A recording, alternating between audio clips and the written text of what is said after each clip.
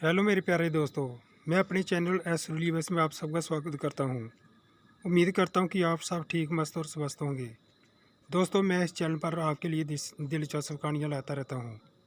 कृपया मेरे चैनल को लाइक और सब्सक्राइब करके सपोर्ट और मोटिवेट करें, क्योंकि आपके लाइक और सब्सक्राइब करने से हमें बहुत मोटिवेशन मिलती है। तो चलिए कहानी का दूसरा भाग शुरू करते हैं। दोस्तों, पिछले भाग में हमने पढ़ा था कि अली हिना को अपने दफ्तर में बुलाता है और दोनों अपनी अपनी गलतफहमी के लिए एक दूसरे को सॉरी बोलते हैं। और अब आगे दोस्तों, धीरे धीरे वक्त गुजरने लगा।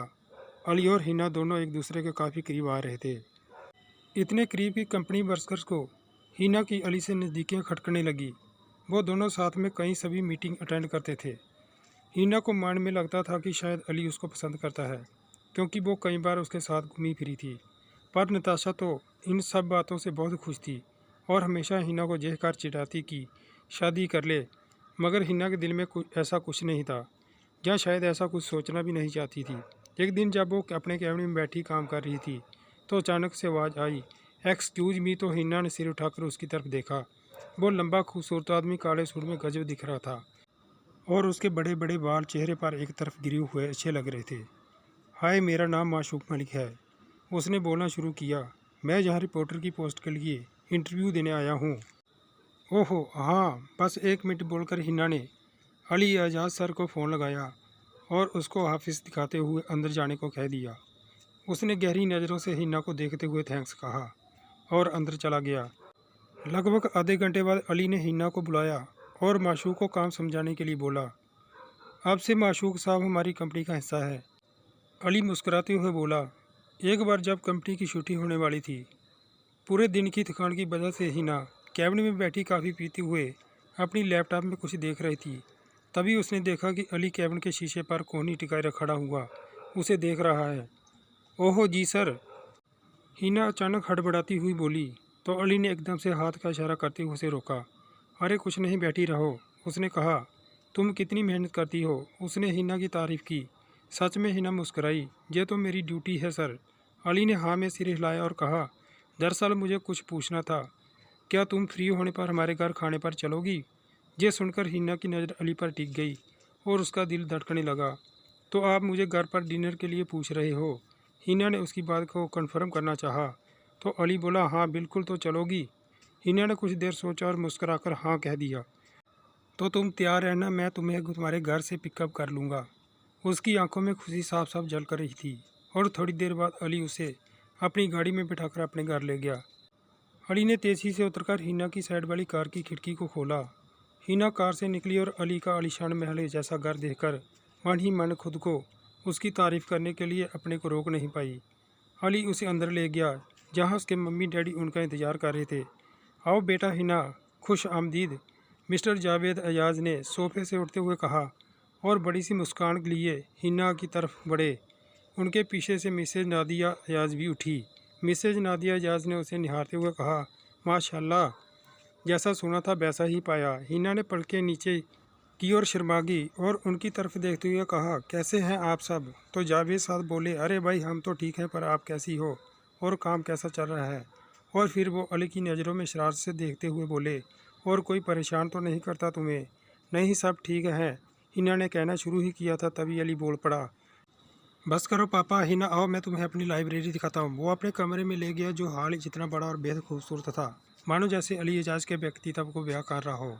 उसकी एक तरफ छोटी सी लाइब्रेरी बनी थी जो किताबों से भरी हुई थी।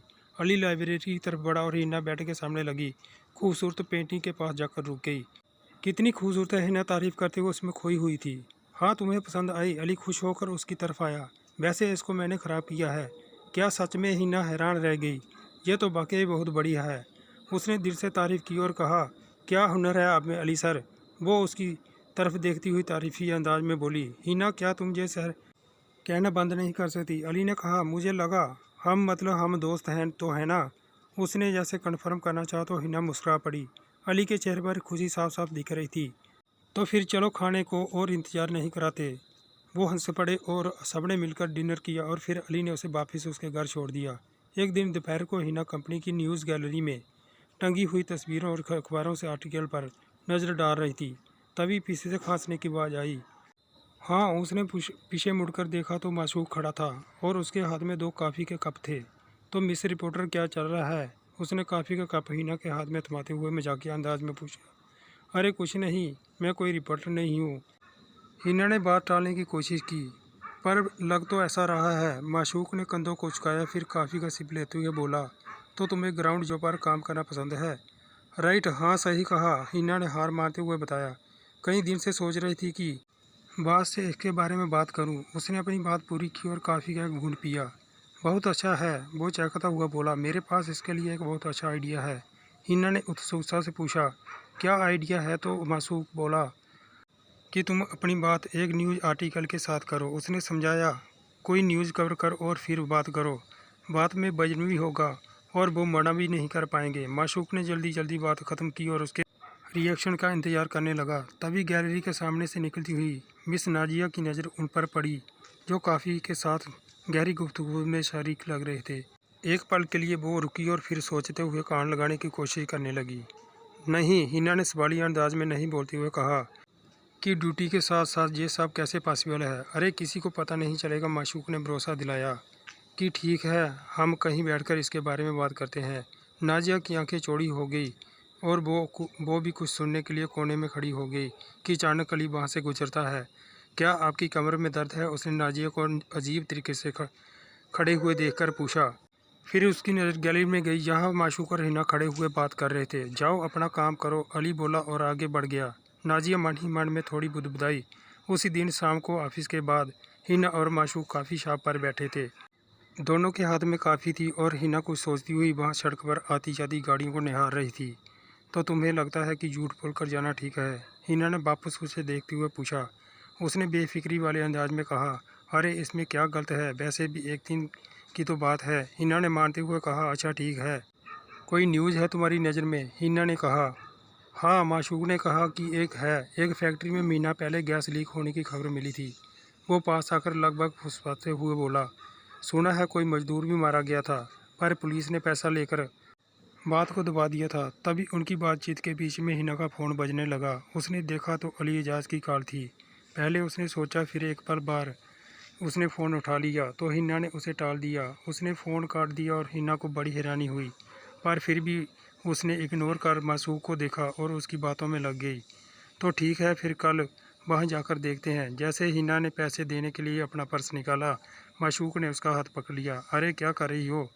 वो उसे रोकते हुए बोला, बिल मैं दूंगा। हिना ने मुस्कुराते हुए कहा, ठीक है, और दोनों वहाँ से उठ गए। अगले दिन दोपहर में हिना स्कूटी से माशूक के बताए पते पर पहुँच गई।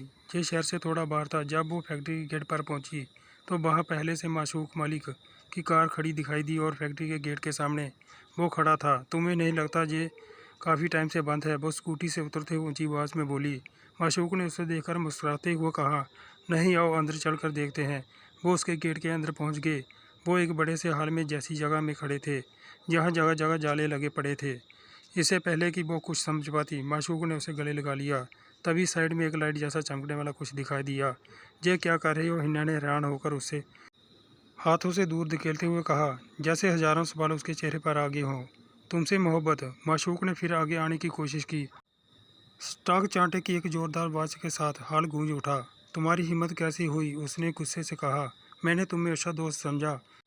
उसे खुद पर बहुत पछतावा हुआ। वो जाने के लिए मुड़ी। हिना, मैं तुमसे मोहब्बत करता हूँ। माशूक ने उसे रोकने की कोशिश की। ये है तुम्हारी मोहब्बत? हिना ने उसे चिल्लाते हुए कहा। आइंदा मिस्टर माशूक मलिक, तुम आज से मेरे आसपास भी मत दिख जाना।